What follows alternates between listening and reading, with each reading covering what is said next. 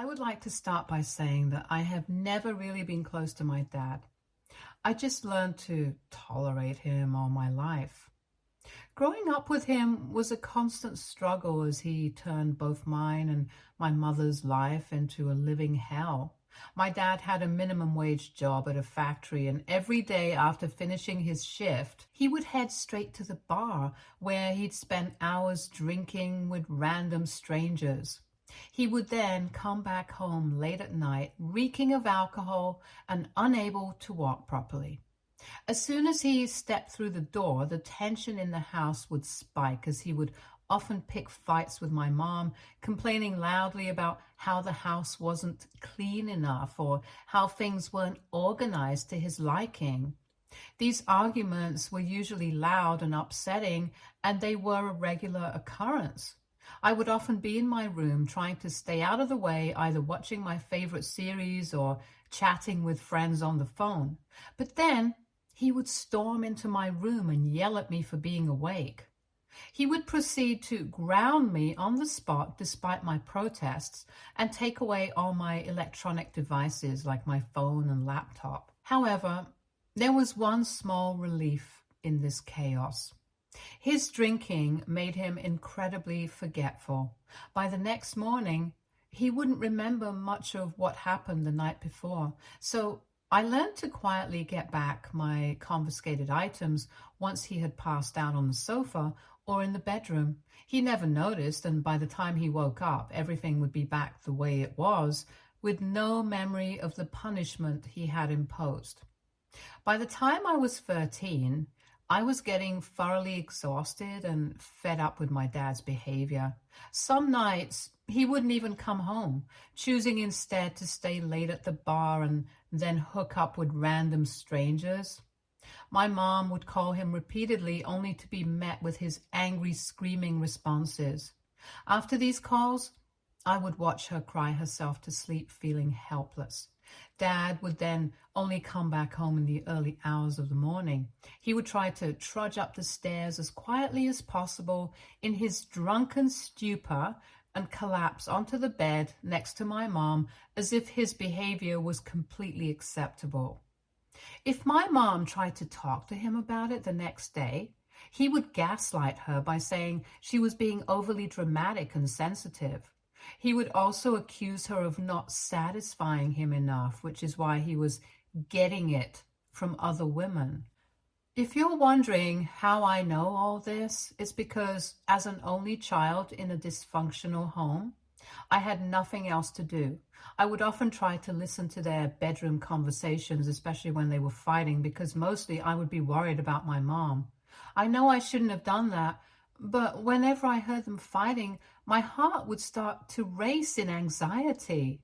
And yes, I have also seen my dad beat up my mother on some occasions.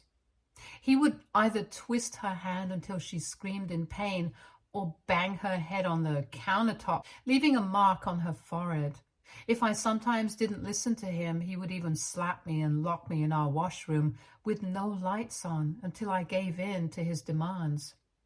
The first time I realized that I truly hated my dad was on my 16th birthday. Normally, he never allowed me to have birthday parties, dismissing them as a waste of money. But this year was different. My mom had saved up all year just to fulfill my wish for a small celebration. I invited a few friends over so that we could enjoy pizza and soft drinks while watching a movie in my room. It was a simple, low-key party, and we were having a good time. Suddenly, my dad barged into my room, yelling at us for being too loud. The atmosphere shifted instantly. My friends went quiet and their smiles disappearing. I tried to calm him down, telling him we would keep the noise down, but he kept yelling at me that this was his house and I should respect his space. His anger was overwhelming, and in that moment I felt nothing but deep resentment towards him. This was supposed to be a rare, happy moment for me, and he shattered it with his rage. However, that's not all that my dad did that night. He, instead of leaving us politely, decided to stick around and started talking to my friends, asking their names and about their parents. When he got to some of my female friends, I noticed his eyes go up and down their bodies slowly, and he gave an appreciative nod. I felt a wave of disgust wash over me, and I could see the awkwardness in my friends' faces as they glanced at me uncomfortably. Then he looked back at me and said, "Why can't you take care of yourself and look as hot as them?" Hearing him say that was just beyond creepy. Like, dude, we are 16-year-old kids. I felt my face burning with embarrassment, mortified not just by his words, but by the fact that he was doing this in front of my friends. It was a moment that truly cemented my hatred for him. After this incident, I realized I didn't want my dad in my life anymore. I wanted him gone. But no matter how much I tried to talk to my mom about it, she refused to take me seriously. My mom had always been this way. No matter what my dad did to her, she always stood by him. It was infuriating to see how conditioned she had become to his abuse and insults, to the point where she couldn't even imagine a life without him. Whenever I brought it up, my mom would tell me how alcohol had changed my dad and insist that he was actually a very nice person. She would bring up how he would bring her flowers every Valentine's Day and treat her right back when they were newly married. Her words only made me angrier because I had never seen this supposedly nice man. All I ever saw was a cruel, angry, abusive father who made our lives miserable. It was heartbreaking to see my mom defend him and cling to a version of him that only existed in her memories. If you're wondering why my mother ever married him, it's because she lost both her parents in a car accident when she was young. My dad was her boyfriend at the time, and after what she went through, she clung to him even more. Despite all their fights, she refused to let him go. I guess in her mind, she was terrified of being abandoned again. So they eventually got married and had me. It was only after I was born that my dad changed. Maybe he didn't want the responsibility of a child. Or maybe he just got bored of playing the family man. Whatever the reasons, he clearly had become a different person. My mom always held on to the idea that he was a good person deep down, but all I saw was the man who made our lives a living hell. When I graduated from high school, my dad didn't even bother to attend my graduation. He dismissed it, saying he didn't want to sit through a boring and childish ceremony.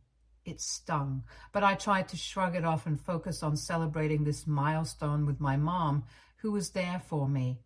Later that night, I decided to go to a party with my friends to mark the occasion. We were just dancing, having a good time with no wild antics. I did not even drink alcohol or smoke weed.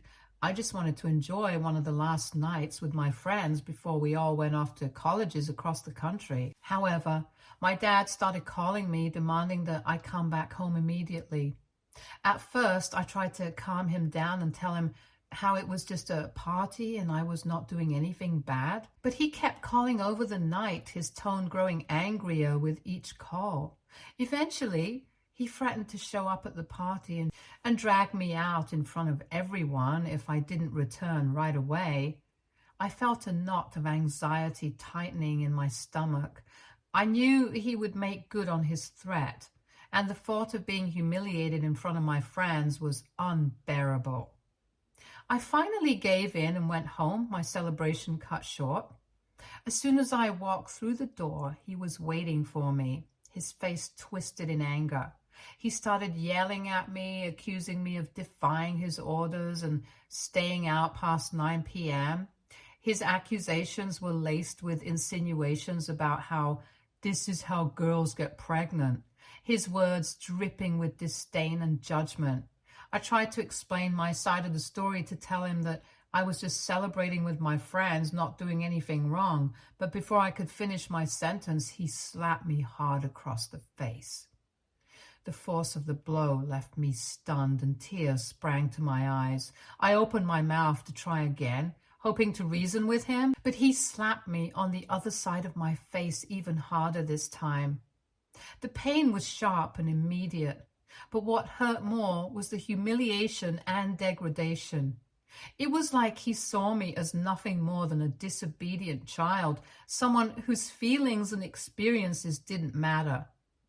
Tears streamed down my cheeks as the sting of his blows sank in. It wasn't just the physical pain. It was the emotional wound that cut the deepest, the feeling of being worthless and powerless against my mean old dad. That night, I cried myself to sleep, the tears soaking into my pillow. As I lay there in the dark, I made a promise to myself that I would go far, far away from this wretched place as soon as I could. I would escape his control and build a life where I was valued and respected. I swore that I would never let him make me feel this way again. This promise fueled my determination to apply to some of the best universities in the country, and I was thrilled when I finally received a full scholarship to one of them. My dad, however, was furious about my decision to move across the country. He tried to dissuade me, insisting that girls like me didn't need so much education and that a community college would suffice. He even argued that I should get married early and settle down so I don't end up like other childless women. But for the first time, I decided to stand up to him and refused to back down. In his anger, he tried to lock me in my room and even threatened to call the university to cancel my admission. Desperate but resolute, I came up with a plan. I told him I would give him some of the money from my scholarship so he could use the money as he pleased, knowing how greedy he was. The lure of easy money worked, and he reluctantly agreed to let me go, thinking that I would actually send him money. However, as soon as I arrived at college, I blocked his number from my phone. I had moved all my belongings out of the house, so I had nothing left to tie me there. My dad tried to show up at my college once, but I threatened to call the police on him, which scared him off. Once I had cut off contact with him, I felt an overwhelming sense of relief. It was as if a massive weight had been lifted from my chest. All throughout college, I did try my best to stay in touch with my mom, who would call me occasionally when my dad wasn't around. However, our relationship was strained because she always defended him even after all this. Despite this, I loved my mom and I wish I could have spent more time with her. I held on to a dream during those college years, a dream of liberating my mom from my dad's toxic influence and showing her a life full of happiness and possibilities. I believed that if I worked hard, achieved success, and built a stable life, I could provide her with the joy and fulfillment she truly deserved. I hoped she would see that life could be beautiful away from the monster my dad had become. Unfortunately, life has a way of disrupting our plans. Just a year after I graduated from college, my world would shatter when my mother passed away.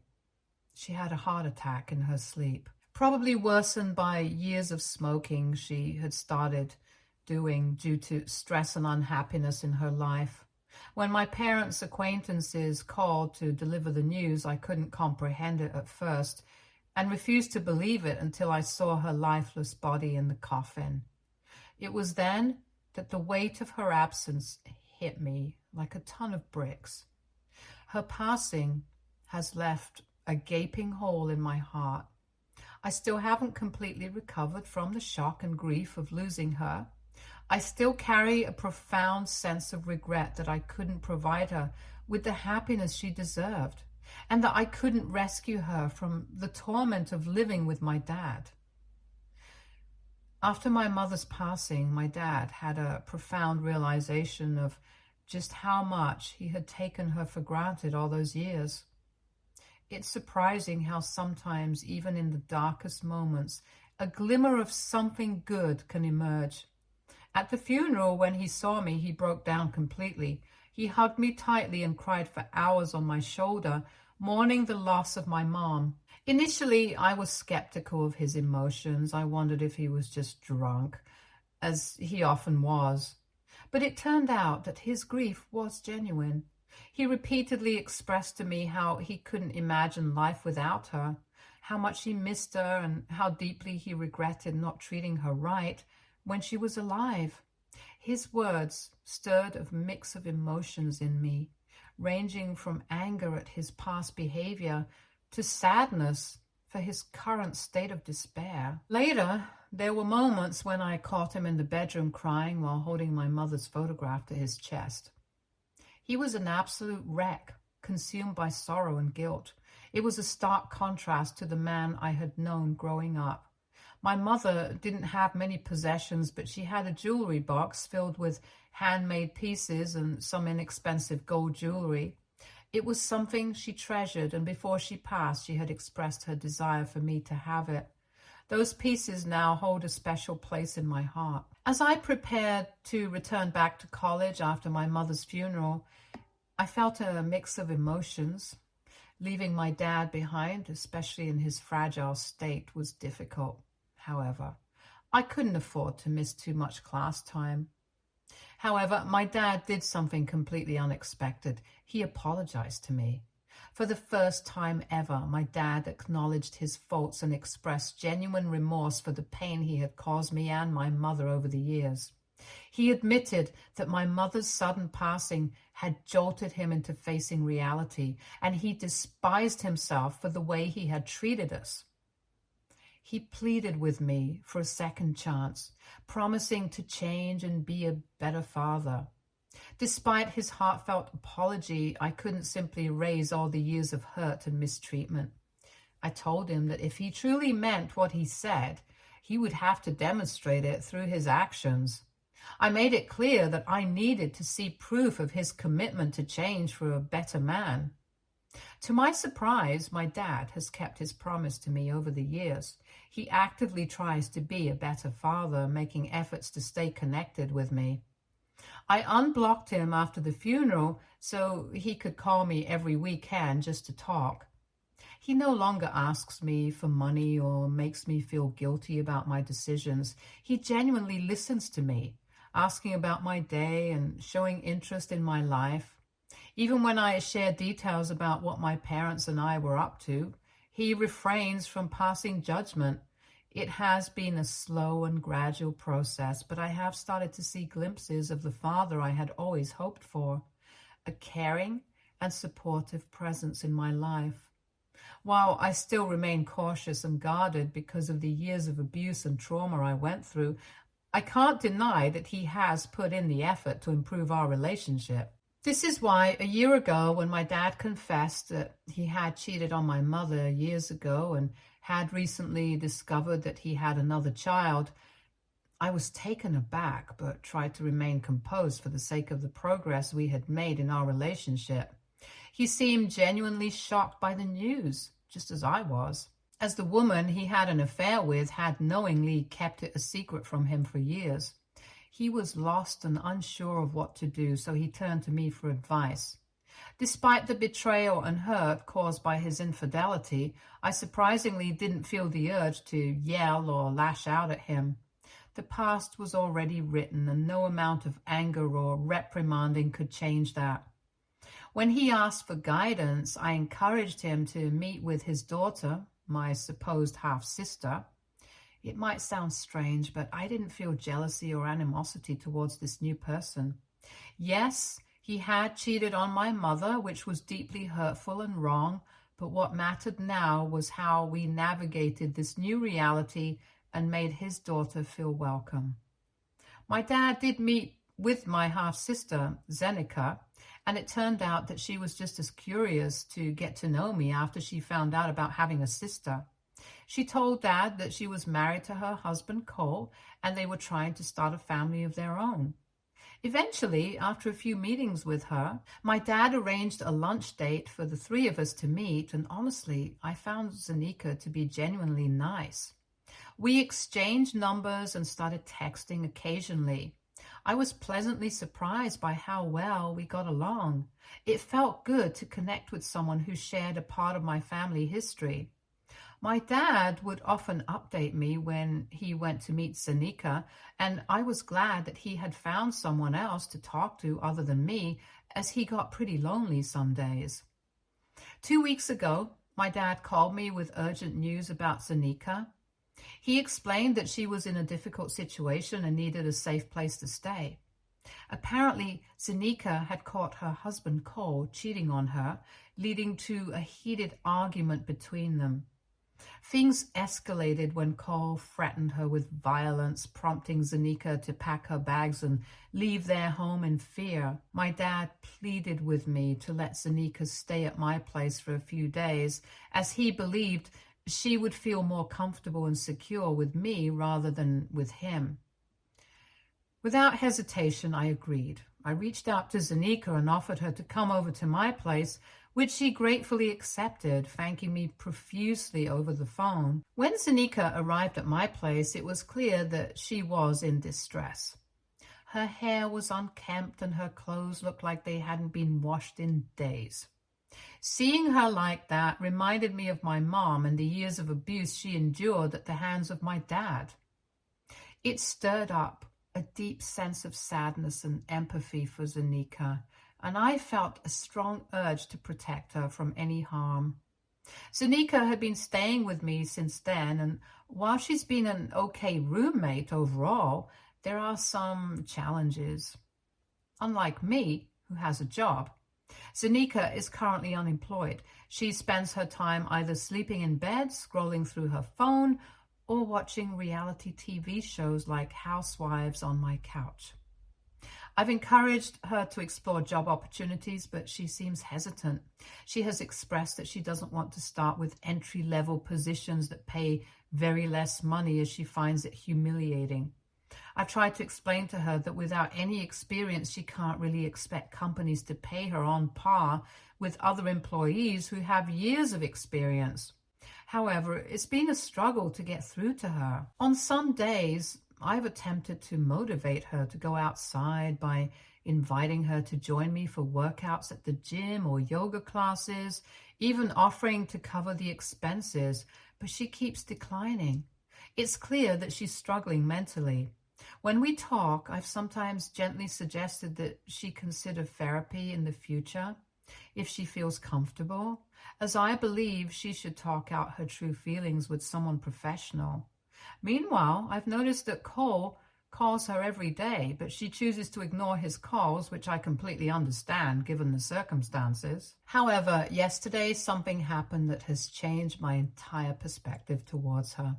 She had gone off to spend the day with my dad, leaving me with a rare opportunity to have the apartment to myself. I am still adjusting to having a roommate at my house, so having the day to myself felt like a relief.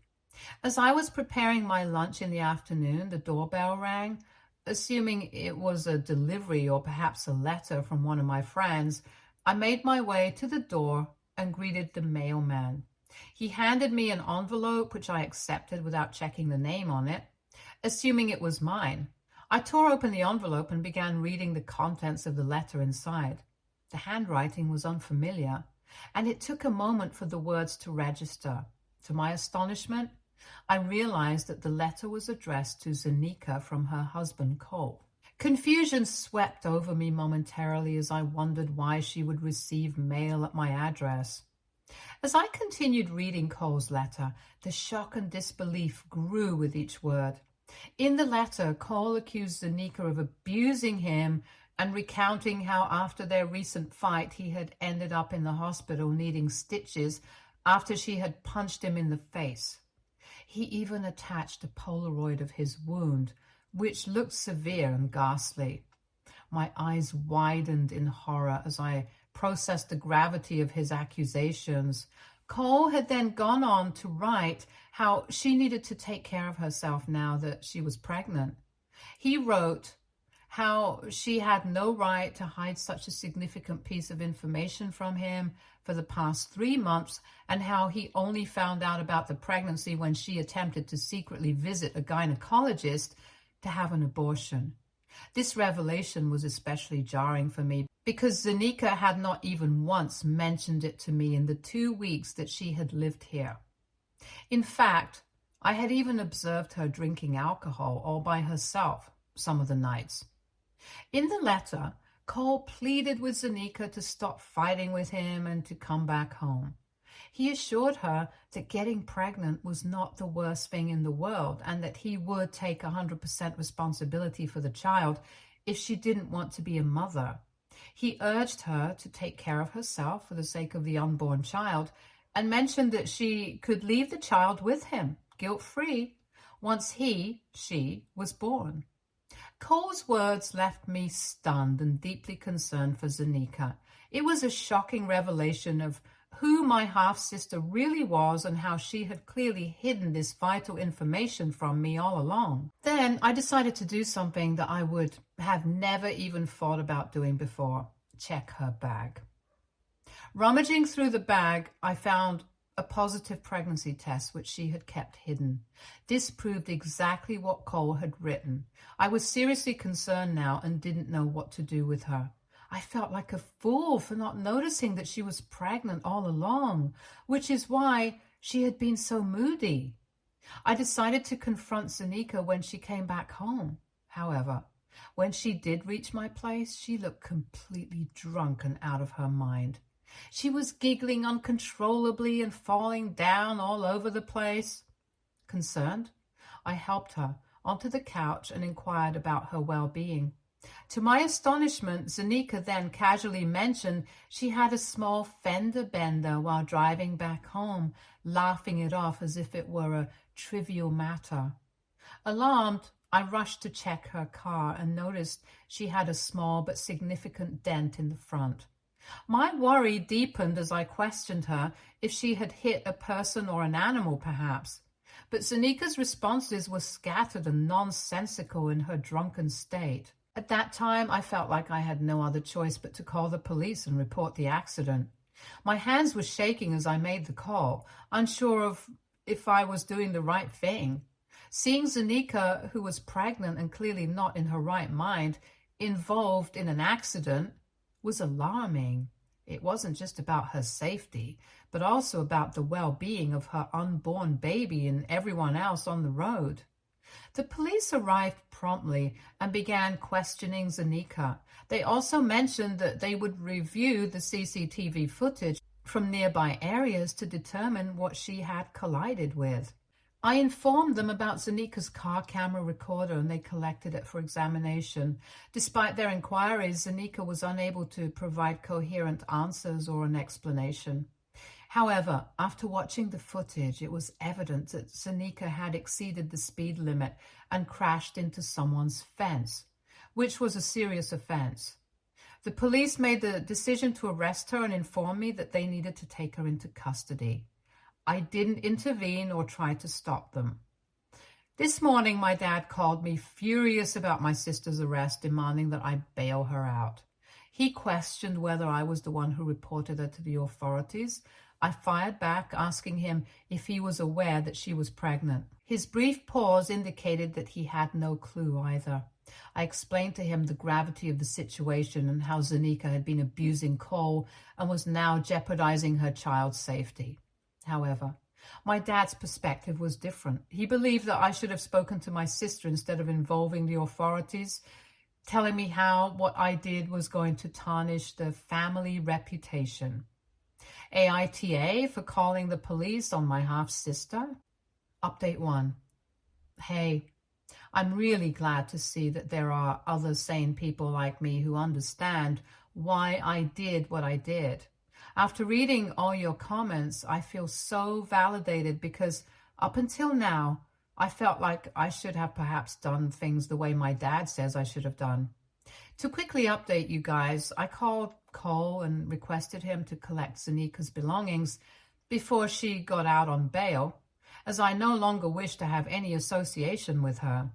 When he arrived, I confessed to him that I had read his letter accidentally and apologized to him. I went on to explain that I had been unaware of Zanika's pregnancy and the fact that I had noticed her drinking while she had stayed with me. Cole shook his head and opened up about Zanika's struggle with BPD, borderline personality disorder. He explained how her mood swings had intensified since becoming pregnant, causing frequent and severe episodes of violence directed at him. He told me that she would often resort to physical violence, and he had learned to keep his mouth shut since he didn't want her to end up in jail. This revelation made me sympathize deeply with Cole and his situation, as I knew exactly what he was going through. I chose not to delve deeper into Cole and Zanika's relationship or urge him to leave her because, quite frankly, it's not my place to interfere. I understand and acknowledge that no matter what advice or encouragement I offer, Cole may still choose to stay with Zanika until he realizes his own worth and learns to prioritize his own well-being enough to walk away from such a challenging situation. For his sake, I hope he soon does. Now, regarding my dad, I've asked him for space after the way he treated me. I explained to him that Zanika's behavior reminds me so much of him, which further triggers painful memories and trauma that I've experienced in the past. I have made it clear that I want nothing to do with his daughter and that I would even cut ties with him if he doesn't encourage her to become a better person for the sake of her unborn baby. My dad hasn't yet apologized to me and continues to believe that I should not have involved the authorities. For now, I'm going to continue to live my life in peace and focus on my job without involving myself in any more drama. Stay tuned for more stories from our girl relationships.